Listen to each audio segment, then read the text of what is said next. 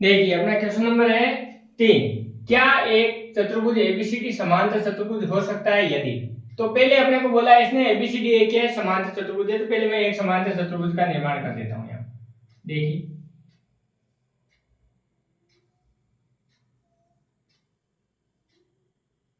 ये एबीसीडी एक क्या बना दिया अपन ने,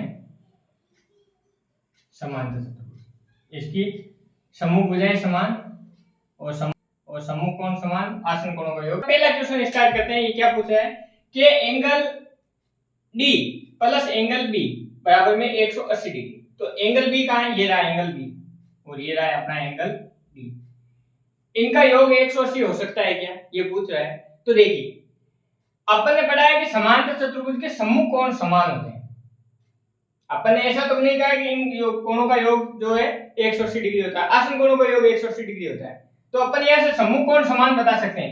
एक कंडीशन है जिसके अंदर अपन बोल सकते हैं कि इन दोनों का योग कितना होगा, 180 डिग्री। अगर देख लो, अगर अपन समांतर चतुर्भुज में समचतुर्भुज लें, यहाँ अगर एंगल है जो 90 डिग्री का, यहाँ पे भी 90 डिग्री का, तो 180 हो जाएगा। परंतु हमेशा ये संभव नहीं है क्योंकि समांतर चतुर्भुज में सम्मुख कोण समान होते हैं। तो मैं यहाँ से लिख देता हूँ एंगल डी बराबर में एंगल बी और वो कितना होना चाहिए 90।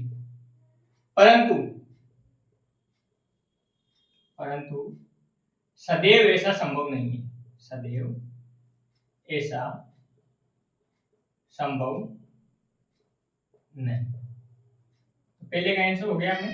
अब देखिए दूसरे में अपने बोला है AB बराबर DC। तो ये AB बराबर है DC के 8 सेंटीमीटर देगा, या 8 सेंटीमीटर, और ये भी कितना 8 सेंटीमीटर। फिर इसने दिया है AD 4 सेंटीमीटर। तो AD कितना अपने पास 4 सेंटीमीटर और BC जो है 4.4 सेंटीमीटर। तो देखिए समांतर चतुर्भुज की अपन ने शर्त पढ़ी है कि आमने सामने की भुजाएं समांतर और समान होती है। तो ये तो समान हो गई, परंतु ये दोनों क्या आपस में समान नहीं।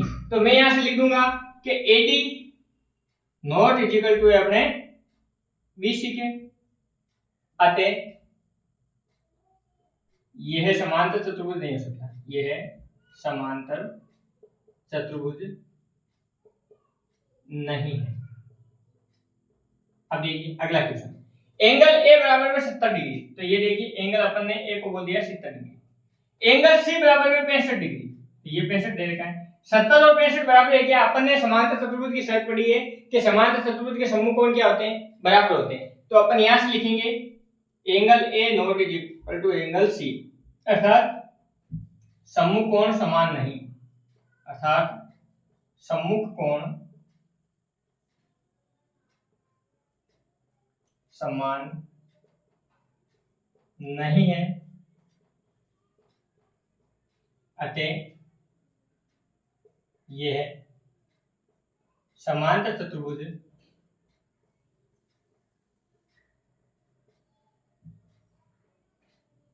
नहीं हो सकता। इस प्रकार अपना क्वेश्चन नंबर जो 3 है वो सरल हो जाता है। क्वेश्चन नंबर है अपना 4। चौथा क्वेश्चन अपने को दे रखा है, एक चतुर्भुज की कच्चे आकृति खींचिए जो समांतर चतुर्भुज हो नहीं हो। तो अपने को समांतर चतुर्भुज नहीं बनाना, परंतु चतुर्भुज बनाना, परंतु जिसके दो सम्मुख कोणों का माप क्या हो, बराबर हो। तो देखिए ऐसी आकृति अपन बनाते हैं, पतंग की आकृति अपन बनाते हैं। एक पतंग की अपन ने क्या कर दी है, आकृति बनाई है। इसके ये जो सम्मुख कोण है ना, ये दोनों तो समान होते हैं। अगर ये दोनों समान नहीं होंगे ना, आप पतंग को देखना कभी भी, उसमें अगर ये दोनों मान अगर बराबर नहीं हो, इनका मुड़ाव बराबर ना आएगा ना, तो वो पतंग उड़ेगी नहीं। तो कहने का मतलब है इसके सम्मुख कोण तो क्या है, समान है दो तो, और बाकी के दोनों क्या है, असमान। इसको नाम दे देते हैं ए बी सी डी। तो देखिए बी और डी तो समान है, परंतु ए और सी का मान कभी भी समान नहीं होता है। तो अब अपने को जो थ्योरी लिखनी है वो लिख के बता देते हैं। यहाँ से थ्योरी में अपन बता देते हैं, एक पतंग की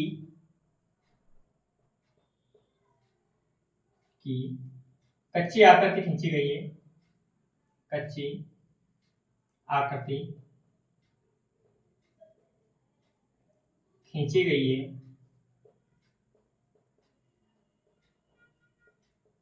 जिसके दो समूह कोण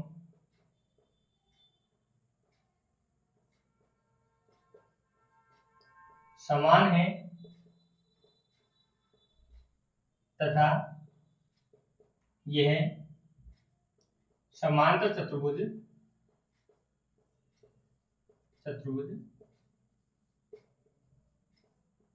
नहीं।